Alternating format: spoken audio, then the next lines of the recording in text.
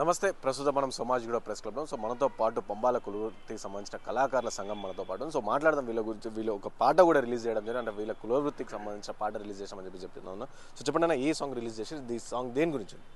ఈరోజు SC 57 MBSc కులాల హక్కుల పోరాట సమితి ఆధ్వర్యంలో పంబాల వృత్తి కళాకారుల సంఘం యొక్క వాళ్ళ యొక్క ఆ వృత్తి యొక్క నైపుణ్యం గురించి, వాళ్ళ వృత్తి యొక్క గొప్పతనం గురించి వారు రచించినటువంటి పాటను ఈరోజు ప్రెస్ క్లబ్లో బ్రహ్మాండంగా రిలీజ్ చేసుకోవడం జరిగింది. ఇక్కడ ఈ 57 కులాల్లో ఉన్నటువంటి వృత్తి కళాకారులు ఎవరైతే ఉన్నారో ఆ కులాల యొక్క సంస్కృతిని, వాళ్ళ యొక్క గొప్పతనాన్ని, ఇలా ఏది కూడా దళితుల్లో ఉన్నటువంటి 1-2 కులాలు కాదు, ఇలా మాలామదిగ కులాలు కాకుండా మిగతా ఈ పంబాలు కావచ్చు, చిందు కావచ్చు, మాస్టర్ కావచ్చు, డక్కలి, మోచి, ఇట్లాంటి కులాలన్నీ కూడా ఎవరి వృత్తి వాళ్ళు ఇలా నిర్వహిస్తూ ఈ సమాజంలో ఒక ప్రత్యేకతను చాటుకున్నటువంటి పరిస్థితి. సో ఈ కులాల యొక్క వృత్తులను తెలియక ఈ సమాజం లోపల కేవలము దళితుల్లో 1-2 కులాలు మాత్రమే ఉన్నటువంటి ఒక ప్రచారం జరుగుతూ ఉన్నది. సో కాబట్టి ఈ అన్ని కులాలు కూడా ఇలా ఒక్కొక్క కులం కూడా వాళ్ళ యొక్క వృత్తులుగా వాళ్ళ యొక్క కళారూపాలను ప్రదర్శిస్తూ ఇలా సమాజంలో చైతన్యాన్ని తీసుకొచ్చేటువంటి ప్రయత్నం చేస్తూ ఉన్నాం. అంటే ఒకవైపు రాష్ట్రంలో చూసుకుంటే ఎస్సీ వర్గీకరణ సంబంధించి ఇటు మాలా సామాజిక వర్గం కావచ్చు, మాదిగ సామాజిక వర్గం కావచ్చు, వీళ్ళని రెండు కూడా మాలా వర్సెస్ మాదిగ అనే విధంగా ఉంది. సో వాళ్ళు ఏమని చెప్తున్నా అంటే ఉప కులాలకు సంబంధించి వాళ్ళ కోసం కూడా కొట్లాడుతామని చెప్పి చెప్తాం. సో మీరు ఎస్సీ వర్గీకరణకి వ్యతిరేకమా లేకపోతే సపోర్టింగ్? ఇక్కడ 2 పిల్లులు కొట్లాడుకుంటే ఒక కోత వచ్చి పంచాయతీ చెప్పిందట, మేము ఇద్దరికి పంచుతామని చెప్పేసి. అట్లా ఉన్నది పరిస్థితి. ఈరోజు ఈ ఎస్సీ రిజర్వేషన్లు అనేటువంటి ఉమ్మడిగా దళితుల కోసం నిర్దేశించినటువంటి ఒక అవకాశాలు ఇవన్నీ కూడా. ఈ బాబాసాహెబ్ అంబేద్కర్ గారు ఈ దళితులుగా ఎవరినైతే గుర్తించారో వాళ్ళందరికీ ఈ ఉన్నటువంటి అంటే సామాన్య సమాజంతో వీళ్ళు పోటీ పడలేరు కాబట్టి వీళ్ళకి ప్రత్యేక అవకాశాలు ఉండాలని చెప్పేసి ఈ రిజర్వేషన్లు ఇవ్వడం జరిగింది. సో ఇప్పటి వరకు కూడా గత 1950లో ఫిక్స్ చేసినటువంటి 15% రిజర్వేషన్లు మాత్రమే ఇప్పటికీ కొనసాగిస్తూ ఉన్నారు. ఈ 15%లో ఉన్న రిజర్వేషన్లను ఈ ఎస్సీలకు పంచాలనేటువంటి వర్గీకరణ ఉద్యమం ఇందులో 30 ఏళ్ల నుంచి జరుగుతూ ఉన్నది. కానీ అప్పటి నుంచి ఇప్పటి వరకు ఈ జనాభా రేషియో ప్రకారంగా రిజర్వేషన్ల శాతం పెంచాలని ఏ ఒక్క నాయకుడు అడగలేదు. ఈ పంచాయతీనే 30 ఏళ్ళుగా చేసుకుంటా వస్తూ ఉన్నారు.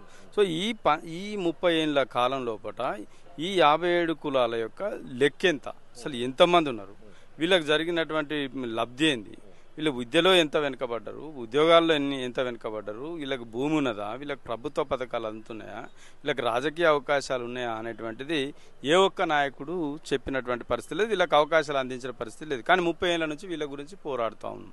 మరి రేపు 30 ఏళ్ల నుంచి కూడా ఇప్పటి వరకు కూడా మా అవకాశాలు ఏంటిదో చెప్పలేని వాళ్ళు రేపు వర్గీకరణ జరిగితే మా స్థాయి ఎంత, మా యొక్క స్థానం ఎంత, మాకు వచ్చేటువంటి రిజర్వేషన్ల శాతం ఎంత అనేటువంటిది ఎందుకు చెప్పలేకపోతున్నారని మేము అడుగుతాం ఉన్నాం. ఇలా ఇంతమంది మేము కొట్లాడుతున్నామని చెప్పినప్పటికీ కూడా మేము ఇలా ప్రత్యేకంగా కొట్లాడవలసిన అవసరం ఏమొచ్చిందండి? ఇలా ఖచ్చితంగా మా వాటా ఎంత అనేటువంటిది తెలుసుకునేటువంటి పోరాటంలో భాగంగా ఇలా మేము పోరాటం చేస్తా ఉన్నాం. ఇలా మేము ప్రభుత్వానికి కానీ మాలామాదిగలకు కూడా ఇలా మేము ఇక్కడ నుంచి మేము స్పష్టంగా తెలియజేస్తా ఉన్నాం. ఎస్సీ 57 ఎంబీఎస్సీ కులాలుగా మా వాటా ఇప్పటి 78 సంవత్సరాలుగా మా అవకాశాలను కోల్పోయినాం.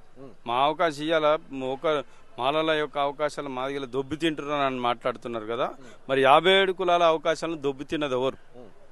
ఈ దొబ్బి తిన్న దాంట్లో ఇప్పుడు మాకు ఇచ్చేటువంటి వాటా ఎంత అనేది ఇలా మేము ప్రశ్న చేస్తా ఉన్నాం.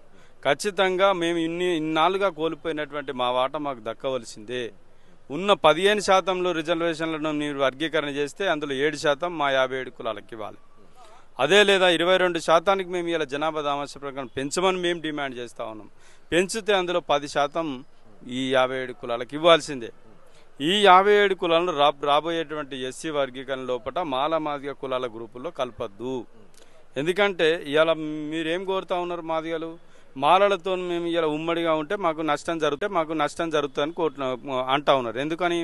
ఎందుకంటే వాళ్ళు బలవంతులు కాబట్టి వాళ్ళతో మేము పోటీ పడలేమని మాకు వర్గీకరణ చేయాలి, మా వాటా మాకు ఇవ్వాలంటారు. మేము కూడా అదే కోరుతా ఉన్నాం. ఇలా 2 బలమైనటువంటి కులాల మధ్యలో వాళ్ళతో మేము పోటీ పడి ఇలా మేము ఫలాలు పొందలేం.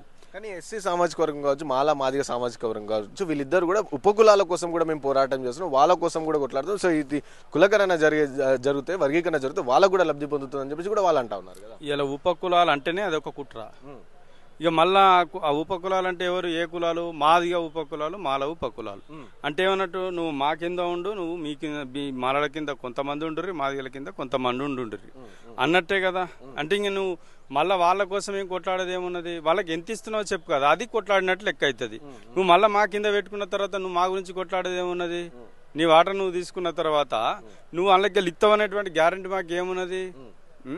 సో కాబట్టి ఏదైనా చట్ట ప్రకారంగా మాకు న్యాయం జరగాలి. ఎవరో ఇస్తారని చెప్పేసి ఇంకోళ్ళ తాడికి మేము పోయేటువంటి అవకాశం మాకు అవసరం లేదు. ఏ కులం ఎంత నష్టపోయిందో వాళ్ళకి అంత వాటా రావాల్సిందే. కాబట్టి 57 కులాల వాటా ఎంతో తేల్చాలని చెప్పేసి ఇలా నేను మాలమాదిగలకు కానీ, ఇలా ప్రభుత్వాలకు కానీ, పార్టీలకు కానీ మేము డిమాండ్ చేస్తూ ఉన్నాం. ఇది అంటే దీన్ని అర్థం చేసుకోవాలి. దీన్ని ఒక మాలమాదిగ పంచాయతీగా క్రియేట్ చేయొద్దు. వర్గీకరణ అంశం అంటే ఏంది?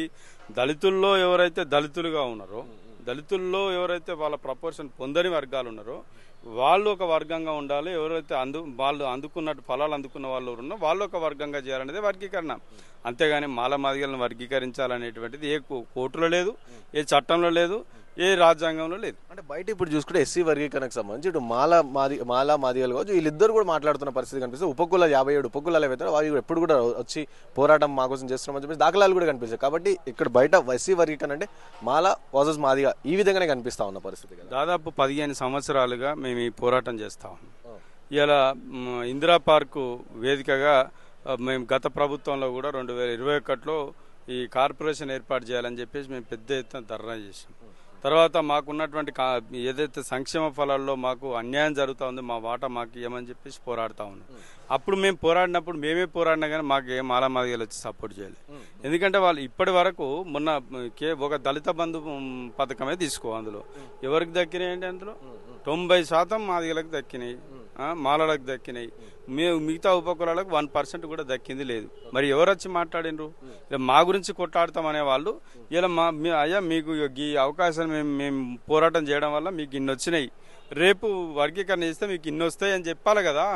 మీరు అది చెప్పకుండా మీరు మీ వాయిస్ వినబడతారంటే మేము ఇలా బలహీన వర్గాలం. ఇలా మాకు ఇలా వాయిస్ వినబడ్డా వినక మాకు చేతనైన వరకు మాకు శక్తి మేరకు ఇలా మేము ఇలా పోరాడుతూ ఉన్నాము. మాకు ఇలా సమాజం మా వెంట ఉన్నది. మేము న్యాయంగా కొట్లాడుతున్నాం కాబట్టి సమాజం మా వెంట ఉన్నది. ఇలా మీడియా కూడా మాకు వెంట ఉండాలని కోరుతా ఉన్నాం. రేపు న్యాయస్థానాలు కూడా, ప్రభుత్వం కూడా న్యాయం వైపు, ధర్మం వైపు ఉంటాయని చెప్పేసి మేము నమ్ముతున్నాం. సో ఒకటి చెప్పండి అన్న, ఇటు ఎస్సీ వర్గీకరణకు సంబంధించి సో మాదిగ సామాజిక వర్గమే ఎలాగైనా వర్గీకరణ జరిగి తీరాలి అని చెప్పేసి అని పోరాడుతున్న పరిస్థితి చూస్తున్నాం. ఇటు మాల సామాజిక వర్గమేమో ఎస్సీ వర్గీకరణ జరగదు, ఒకవేళ జరిగినా సరే మళ్ళీ సుప్రీంకోర్టు కొట్టేస్తా అని చెప్పేసి వాళ్ళు చెప్తా ఉన్నారు. సో ఉపకులాల వాదనగా మీరేం చెప్తా ఉన్నారు? అంటే ఎస్సీ వర్గీకరణ జరగాలా, జరగొద్దా, లేకపోతే జరిగితే కొట్లాడతా, లేదు మీరే స్టాండ్ తీసుకోవద్దు? ఖచ్చితంగా ఈరోజు ఎస్సీ వర్గీకరణ జరగాలనేటువంటిదే ఇలా సమాజంలో అందరూ కూడా కోరుకుంటున్నటువంటి విషయం. ఇదేమో రాజ్యాంగ ద్రోహం అయితే కాదు ఎస్సీ వర్గీకరణ చేయాలని. వర్గీకరణ ఉద్దేశం ఏంది? ఎవరైతే అందని వాళ్ళు ఉన్నారో వాళ్ళకు అందించాలనేటువంటిది వర్గీకరణ. సో కాబట్టి రేపు మీ వర్గీకరణ చేయాలనే వాళ్ళు, లేకపోతే చేయొద్దు, లేకపోతే దాన్ని కొట్టేస్తారనే వాళ్ళు, ఏదైనా కానీ దీన్ని ఒక సామాజిక న్యాయం కోణంలో న్యాయం చేయాలనేటువంటి ప్రభుత్వం, పాలకులు ఆలోచన చేస్తేనేమో సక్రమంగా జరుగుతుంది. లేదా దళితులను ఒక గందరగోళంలో నెట్టేసి వీళ్లకు అంటే ఏదో ఒక టెక్నికల్గా ఇష్యూ దాన్ని లోపాన్ని పెట్టేసి మళ్ళీ దీన్ని కొట్టుకుపోయే విధంగా ప్రయత్నం చేస్తే మాత్రం అది ఖచ్చితంగా అన్యాయం జరుగుతుంది. ఇలా ప్రభుత్వం నిజంగా సుప్రీంకోర్టు గైడ్ లైన్స్ పాటిస్తామని చెప్తుంది అన్నది కాబట్టి ఇలా 2011 లెక్కలనే తీసుకోవాలని చెప్పి 2011 లెక్కల ప్రకారమే చేయాలని అన్నారు. 2011 లెక్కల ప్రకారం అంటే అప్పటికి ఎస్సీలు అంటే మాలమాదిగలే ఉన్నారు, మిగతా కులాలకు గుర్తింపు లేదు ఆనాటికి. సో కాబట్టి ఆ లెక్కలతోనే మాకు అన్యాయం జరుగుతుంది. మీరు కాబట్టి 2011 లెక్కలు తీసుకోవద్దని మేము డిమాండ్ చేసినాం.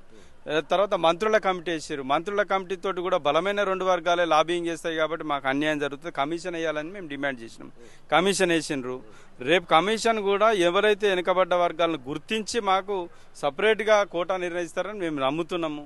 మేము ఇలా చట్టము న్యాయాన్ని నమ్ముకొని పోతా ఉన్నాం. మాకు ఇలా మా వెనకాల ఇలా కోట్లాది రూపాయల పెట్టేటువంటి నాయకులు లేరు, ఇలా బలమైన మీడియా లేదు. కాబట్టి ఖచ్చితంగా మేము న్యాయాన్ని నమ్ముకొని ముందుకు పోతున్నాం.